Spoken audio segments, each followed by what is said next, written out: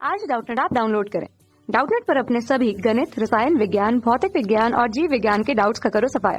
बस प्रश्न की फोटो खींचो, एक ही प्रश्न को क्रॉप करो और तुरंत वीडियो सोल्यूशन पाओ। अभी डाउनलोड करें। हमारे पास क्वेश्चन क्या दिया हुआ है कि एक कैन को 0 डिग्री सेंटीग्रेड ताप पर रेफ्रिजरेटर यानी फ्रिज से बाहर निकाला गया है। वायुमंडल का ताप 25 डिग्री सेंटीग्रेड है। यदि 0 डिग्री सेंटीग्रेड से 5 डिग्री सेंटीग्रेड तक गर्म होने में लगा समय T1 है एवं 10 डिग्री सेंटीग्रेड से 15 डिग्री सेंटीग्रेड तक गर्म होने में लगा समय T2 हो, तब निम्नलिखित में से कौन सा संबंध सही होगा। तो पहला संबंध क्या है कि T1 का मान T2 से बड़ा है, और दूसरा यहाँ पे जो विकल्प है, ठीक है, यानी कि जो संबंध है वो है T1 का मान T2 से छोटा है, या इसी को हम कह सकते हैं कि T2 का मान T1 से बड़ा है। T1 बराबर T2 और कोई संबंध नहीं है। ठीक है, हमें इन चारों में से बताना है कि कौन सा संबंध सही है। तो इसको हम लोग बताएंगे न्यूटन के शीतलन नियम से। ठीक है, तो जो न्यूटन का शीतलन नियम होता है वो क्या होता है, देखिए कि किसी वस्तु के शीतल यानी ठंडा होने की जो दर है, यानी कि D capital T upon D small T अनुकमनपाती होती है किसके, वस्तु और वातावरण के बीच तापांतर की, यानी टी माइनस टी नॉट के। ठीक है, तो यहाँ पे क्या करते हैं हम लोग कि इसको जो है D capital T upon D small T, ये जो है जब चिन्ह हटता है तो यहाँ पे एक नियतांक लग जाता है जो किस तरीके से के मान ले रहे हैं टी माइनस टी नॉट। ठीक है, तो इसको न्यूटन का शीतलन नियम जरूर कहते हैं, लेकिन यहाँ पे क्या है कि इसका यूज हम जो है जब कोई वस्तु जो है स्वतंत्र रूप से वातावरण के संपर्क में रखी हुई है और उसका ताप जो है लगातार बढ़ रहा है, तो वहां पर भी जो इसका यूज हम कर सकते हैं, इसका प्रयोग कर सकते हैं। ठीक है, कैसे, देखिए केवल फर्क ये होता है कि जब जो है ताप घट रहा होता है तो हम यहाँ पे माइनस लगा देते हैं, तो उससे क्या होता है कि ताप के घटने की प्रवृत्ति दिखाई जाती है। ठीक है, और जब ताप बढ़ रहा है तो इसको हम धनात्मक यानी प्लस ही रखते हैं। तो यहाँ पे क्या हो जाएगा, देखिए कि इसी नियम को हम कुछ इस तरीके से भी लिख सकते हैं, कैसे, dt जो है ये एक छोटे जो है तापांतर के लिए है। ठीक है, लेकिन यहाँ पे क्या है, जैसे माना हमने कोई वस्तु जो है, ये इस तरीके से कोई वस्तु है, बात समझिएगा आप। ठीक है, ये कोई वस्तु रखी हुई है। ठीक है, इसका जो प्रारंभिक ताप है वो T1 है। ठीक, फिर क्या हुआ है कि इसको जो है ये ठंडी है और इसको जो है वातावरण के संपर्क में लाया गया है, तो इसका जो ताप है वो बढ़ेगा, क्योंकि जो वातावरण का ताप है इसको हम जो है टी नॉट मान ले रहे हैं, और यहाँ पे जो है क्या है कि जो टी नॉट का मान है वो अगर T1 से बड़ा है, यानी कि जो वातावरण का ताप है वो अगर T1 से बड़ा है, ठीक है, तो क्या होगा कि इसका ताप भी बढ़ेगा। ठीक, तो कुछ माना हमने स्मॉल टी समय के पश्चात जो इसका ताप है वो इस तरीके से कैपिटल T2 हो गया है। ठीक है, तो ऐसे केस में क्या हो जाएगा, देखिए कि वस्तु के जो गर्म होने की दर है, इसको हम ये कहेंगे वस्तु के गर्म होने की दर है। आप यहाँ बता सकते हैं कि T1 या T2 में से कौन सा बड़ा होगा, तो यहाँ पे हम बताएं हम आपको कि जो T1 का मान है वो क्या होगा, T2 से छोटा होगा। ठीक है, T2 से छोटा होगा, या हम यूँ कहें कि T2 का मान T1 से बड़ा होगा। तो यहाँ पे क्या हो जाएगा कि वस्तु के गर्म होने की दर यानी T2 minus T1 upon T। ठीक है, जब बटे में समय लग जाता है तो वो दर हो जाता है समय के सापेक्ष बराबर के। अब यहाँ पे देखिए हमें क्या करना है कि वस्तु और वातावरण के बीच तापांतर लेना है। तो ऐसे केस में जो है शंका ये उठेगी कि ताप हम ये लें कि ये लें। ठीक है, तो इस दिक्कत को दूर करने के लिए क्या करते हैं हम लोग, इसका औसत लेते हैं, यानी T1 प्लस T2 अपॉन 2 लेते हैं।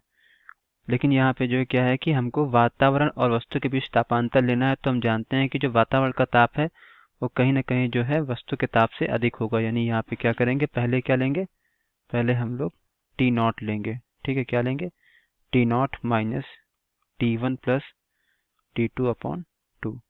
ठीक, क्योंकि ये मान जो है हमारा ज़्यादा होगा। तो अब यहाँ पे क्या देखिए कि वस्तु को जो है 0 डिग्री से 5 डिग्री जो है किया गया है, यानी यहाँ पे क्या हो जाएगा, T1 हो जाएगा 0 डिग्री सेंटीग्रेड और T2 हमारा हो जाएगा कितना, 5 डिग्री सेंटीग्रेड। और इसमें जो समय लगा है वो कितना है, स्मॉल T1 है, और जो T नॉट है यानी जो वातावरण का ताप है वो 25 डिग्री सेंटीग्रेड क्वेश्चन में दिया हुआ है। तो यहाँ से इसको हम हल करेंगे तो यहाँ पे क्या हो जाएगा, देखिए T2 माइनस T1 यानी 5 माइनस 0 अपॉन स्मॉल t बराबर के नियतांक है, टी नॉट यानी 25 minus T1 plus T2 upon 2 यानी 0 प्लस 5 अपॉन 2, ये इस तरीके से आ गया। ये हमारा जो हो जाएगा कितना 5 अपॉन T1 बराबर के 25 माइनस 5/2 यानी 2 एलसीएम हो जाएगा और यहाँ पे आ जाएगा 25 दूनी 50 माइनस 5/2 यानी 5 अपॉन T1 बराबर के 45 अपॉन 2। ठीक है, तो यहाँ से क्या आ गया देखिए T1 बराबर कितना आ जाएगा, T1 बराबर हमारा आ जाएगा कितना, देखिए यहाँ से ये हमारा जो है इधर आ जाएगा। ठीक है, जो नीचे है वो ऊपर आ जाएगा, जो ऊपर है वो नीचे आ जाएगा। ठीक है, यानी हमारा हो जाएगा कितना 5 इंटू 2 अपॉन के इंटू 45, तो 5 से कैंसिल हो गया, कितना आ गया 9, यानी ये हमारा आ गया T1 बराबर हमारा हो गया कितना 2/9 के, जहाँ पे के नियतांक है। अब यहाँ पे अगले केस में हमसे पूछा गया है क्या कि जो T2 है वो क्या है 10 से 15 होने में। ठीक है, 10 से 15 होने में। ठीक, तो दूसरे वाले केस में क्या हो जाएगा, देखिए दूसरे वाले केस में हो जाएगा कितना, जो T1 हो जाएगा वो हो जाएगा कितना 10 डिग्री सेंटीग्रेड और T2 हो जाएगा कितना 15 डिग्री सेंटीग्रेड, और यहाँ पे क्या हो जाएगा जो परिवेश का ताप है वो वही रहेगा यानी 25 डिग्री सेंटीग्रेड, और यहाँ पे जो समय लगा है ऐसा होने में वो T2 है। ठीक है, T2 है, तो यहाँ पे फिर वही जो हम यहाँ पे फॉर्मूला लगाएंगे T2 minus T1 upon small t, यानी कितना हो जाएगा 15 माइनस 10 अपॉन स्मॉल T2 बराबर नियतांक वही फिक्स रहेगा, और यहाँ पे क्या हो जाएगा परिवेश का ताप यानी 25 माइनस यहाँ पे इसका T1 और T2 का एवरेज यानी 10 प्लस 15/2, तो यहाँ से क्या आ गया देखिए 15 माइनस 10 यानी कि 5/T2 बराबर के 25 माइनस 15 और 10 25, 25/2, तो 5/T2 बराबर के।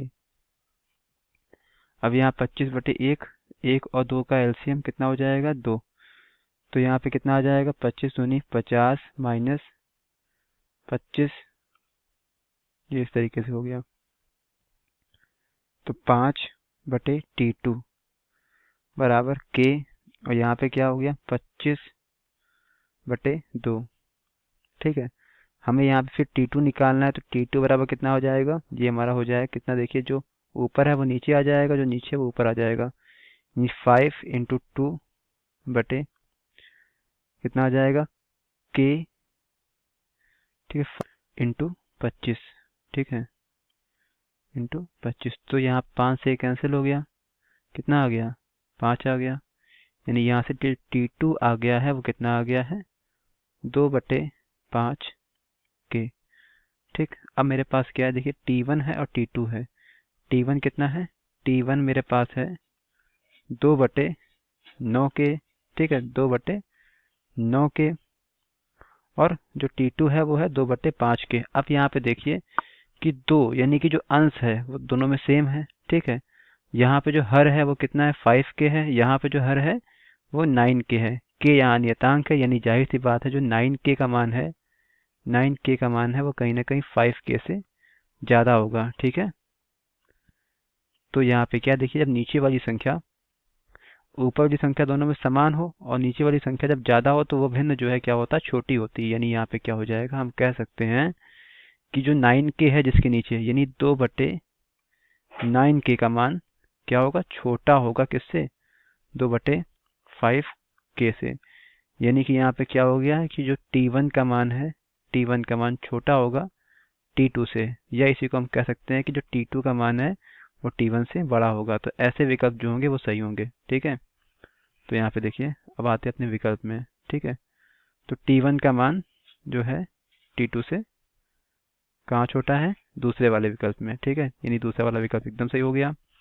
बाकी यहाँ पे जो है क्या है कि पहला तीसरा और चौथा एकदम गलत विकल्प है। ठीक है, तो दूसरा इसका एकदम सही विकल्प है, हमारे इस क्वेश्चन में हमसे यही पूछा गया था। Thank you. कक्षा 6वीं से 12वीं से लेकर नीट, IIT, JEE वो एडवांस के लेवल तक 1 करोड़ से ज्यादा छात्रों का भरोसा। आज ही डाउनलोड करें डाउटनेट ऐप या व्हाट्सएप करें अपने सारे डाउट्स 8400 400 400 पर।